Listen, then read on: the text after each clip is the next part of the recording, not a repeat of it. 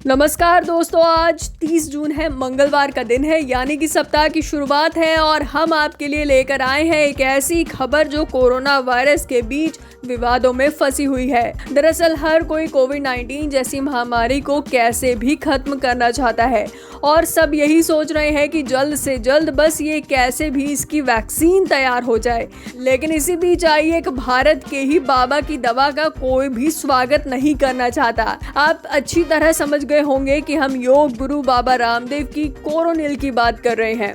हालांकि आयुष मंत्रालय की तरफ से इसको हरी झंडी नहीं मिल पाई है अभी तक, लेकिन जैसे ही कोरोनिल को लॉन्च किया गया तभी से ये विवादों में घिर गई। कोई इसे धर्म से जोड़ने लगा तो मार्केट में इसकी हिंदू तकनीक पर भी सवाल उठने लगे। दरअसल तकनीक को लेकर भी इसे दो भागों में बांट दिया गया। कुछ लोग आयुर्वेद को लेकर अपना पक्ष रखने लगे तो कुछ एलोपैथिक पर अड़े हुए हैं। तो क्या है बाबा रामदेव की दवा कोरोनिल का पूरा विवाद, आपको हम इस वीडियो में दिखाएंगे। लेकिन उससे पहले दोस्तों आपको बता दें कि सुप्रीम कोर्ट में उन याचिकाओं पर सुनवाई की गई है जिसमें दिल्ली के निजामुद्दीन में तबलीगी जमात द्वारा आयोजित धार्मिक आयोजन में शामिल होने वाले विदेशियों को ब्लैकलिस्ट किया गया है और अदालत ने केंद्र सरकार से इस संबंध में सूचना मांगी है। बता दें कि तबलीगी जमात से जुड़े 30 देशों के 2500 नागरिकों को ब्लैकलिस्ट करते हुए इनका वीजा रद्द कर दिया गया है। हालांकि 2 जुलाई को अभी एक और सुनवाई होनी है और उसमें ही पूरी बात साफ हो पाएगी। तो वहीं हम आपको इस वीडियो में आगे दिखाएंगे कि एलएसी पर चाइना से तनाव के बीच भारत होगा रफाल प्रूफ। तमाम विवादों के बाद 27 जुलाई को रफाल विमानों की पहली खेप आएगी। कोरोना के इलाज के लिए दिल्ली में बनेगा सबसे बड़ा प्लाज्मा बैंक, सीएम केजरीवाल ने प्रेस कॉन्फ्रेंस कर जानकारी दी। तो वहीं कोरोना के बढ़ते मामलों को देखते हुए मुंबई सरकार ने 31 जुलाई तक बढ़ाया महाराष्ट्र में लॉकडाउन। और आप देखेंगे सुशांत सिंह राजपूत से मिलती है इस टिकटॉक स्टार की शक्ल, आप भी खा जाएंगे धोखा। तो बात करते हैं हमारी सबसे जरूरी और पहली खबर की दोस्तों। पूर्वी लद्दाख की गलवान घाटी में 15 जून की रात भारत और चीन के सैनिकों के बीच हुई हिंसक झड़प के बाद ये दोनों देशों के बीच जंग की स्थिति बन चुकी है। दोनों ही सेनाएं गलवान घाटी में आमने सामने आ गई हैं। जंग के हालात को देखते हुए भारत ने लद्दाख सीमा पर अपने सैनिकों और हथियारों की संख्या बढ़ा दी है। चीन से बड़े तनाव को देखते हुए दुनिया के कई देश भारत की सैन्य ताकत को और मजबूत करने की कोशिश कर रहे हैं। फ्रांस ने एक और जहां अगले महीने रफाल लड़ाकू विमान देने का वादा किया है, तो वहीं दूसरी तरफ Israel air defence system Bharat को दे रहा है। इसी तरह अमेरिका से भारत को जल्द ही तोप में इस्तेमाल होने वाले गोला बारूद दिए जाएंगे, जबकि रूस ने भी भारत को आधुनिक हथियार और गोला बारूद देने का वादा किया है। तो वहीं अब मोबाइल कंपनी एप्पल ने टिकटॉक की जासूसी को पकड़ लिया है।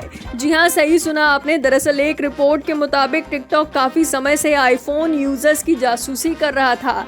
हालांकि इस बात को सुनकर आपको हैरानी होगी, लेकिन आईफोन के एक नए फीचर से इसे रंगे हाथों पकड़ लिया गया है। आपको बता दें कि एप्पल ने अपने iOS 14 अपडेट में एक फीचर दिया है जो आसानी से बता देगा कि कोई ऐप बैकग्राउंड में माइक, कैमरा या क्लिपबोर्ड एक्सेस कर रहा है।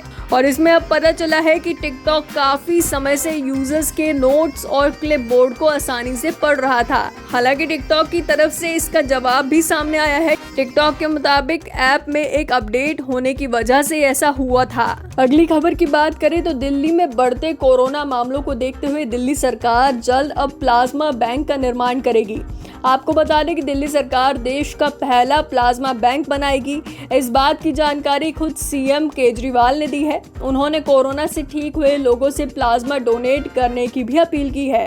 सीएम केजरीवाल ने कहा कि दिल्ली में देश के पहले प्लाज्मा बैंक का निर्माण किया जाएगा। कोरोना से ठीक हुए लोगों से हम अपील करते हैं कि आपको लोगों की जान बचाने का मौका मिल रहा है, इसलिए ज़्यादा से ज़्यादा प्लाज्मा डोनेट करें।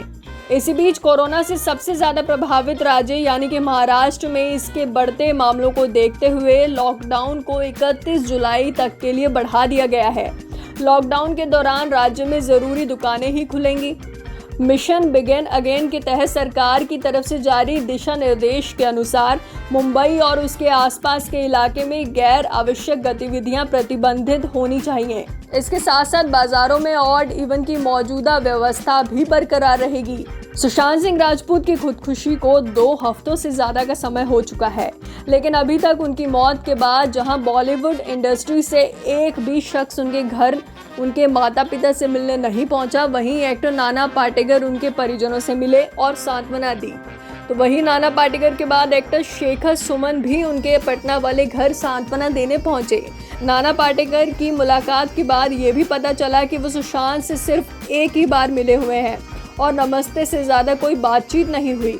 हालांकि नाना पाटेकर ने उनकी कुछ फिल्में ज़रूर देखी थी, जिसके बाद वो सुशांत के साथ काम करना चाहते थे। वहीं दूसरी ओर सोशल मीडिया पर उनका एक हमशक्ल इन दिनों छाया हुआ है। स्मॉल वीडियो प्लेटफॉर्म टिकटॉक पर इन दिनों सुशांत सिंह की तरह दिखने वाला ये टिकटॉकर फैंस के बीच खासी लोकप्रियता बटोर रहा है। सचिन तिवारी नाम का ये टिकटॉकर खुद को सुशांत सिंह का फैन बताता है और लगातार उनके स्टाइल को कॉपी करते हुए वीडियो बनाता है। आपको बता दें कि सचिन तिवारी को टिकटॉक पर 8 लाख से भी ज़्यादा लोग फॉलो करते हैं। उनके प्रोफाइल पर अब तक 18 मिलियन से ज़्यादा लाइक्स भी आ चुके हैं। चलिए तो अब वीडियो के अंत में आपको बताते चलते हैं कि क्या है कोरोनिल को लेकर पूरा विवाद। आपको बता दें कि रामदेव बाबा इस मामले में बहुत ज़्यादा लकी नहीं रहे, बल्कि मामले पर बढ़ती तल्खी देखकर सरकारी एजेंसियों ने गड़े हुए मुर्दे खोदना शुरू कर दिया है और दवा का लाइसेंस लिया या नहीं ये भी सवाल सामने आए हैं। खोजबीन हुई तो पता चला जिस दवा से कोरोना को खत्म करने का दावा किया जा रहा था, उसका रजिस्ट्रेशन केवल खांसी, बुखार, जुकाम और इम्यूनिटी बढ़ाने की दवा के नाम पर करवाया गया था। बाबा की बूटी के बारे में जिस निम्स यानी कि national institute of medical science Jaipur की ओर से साझा कार्यक्रम चलाया गया, उसके प्रमुख भी मौके पर साथ छोड़कर निकल गए। यही नहीं, राजस्थान जिसमें कांग्रेस की सरकार सत्ता में है, वहां करीब आधा दर्जन की संख्या में मुकदमे दर्ज कराए गए हैं। साथ ही विवाद के कुछ कारण ये भी है कि पतंजलि योगपीठ और दिव्य फार्म्स के द्वारा भी कुछ मामलों में ढिलाई बरती गई। सरकारी मानकों को उस प्रकार से लिया ही नहीं गया जिस प्रकार से उन्हें रखा और देखा जाना चाहिए। एक तो संगठन ने सरकार की विधिवत नियमावली को देखते हुए दवा के रजिस्ट्रेशन में ढिलाई बरती और इस ट्रायल को सरकार के जिम्मेदार मंत्रालय यानी कि आयुष मंत्रालय के संज्ञान में ही नहीं लाया गया। तो दोस्तों, ये थे कुछ कारण जिसकी वजह से बाबा रामदेव की कोरोनिल इस वक्त विवादों से जूझ रही है। उम्मीद है आपको आज की वीडियो पसंद आई होगी। वीडियो पसंद आने पर वीडियो को लाइक जरूर करें। साथ ही अगर आपने हमारे चैनल को सब्सक्राइब नहीं किया तो चैनल को सब्सक्राइब भी कर दें।